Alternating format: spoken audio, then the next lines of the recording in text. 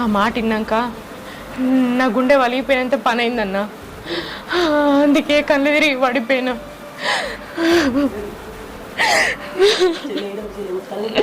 చెల్లె ఏడవకు మీ అత్త గంత మాట అన్నదా పోయి మనం మాట్లాడదాం.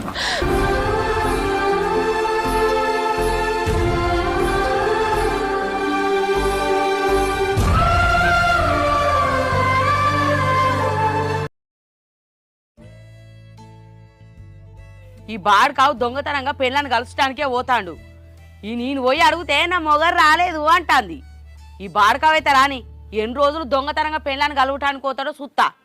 నాకు చెప్పేటోళ్ళు చెప్తలేరు అనుకుంటాడో ఏందో, మా అవ్వకి ఏం ముచ్చట తెలియదు అనుకుంటాడు. లంక అంత కొంపు ఉండే, పోరగాళ్ళు లేకపోయా బొట్టగాళ్ళు లేకపోయే. ఒక్కొక్కరి ఇళ్ళలో చూడిపో మంచిగా పోరగాళ్ళు ఎంత సంబరంగా ఎత్తుకొని ఆడుకుంటూ ముద్దాడుకుంటూ ఉంటారో. నాకున్నారు ఛీ ఈ బాడుకావుని ఇంకో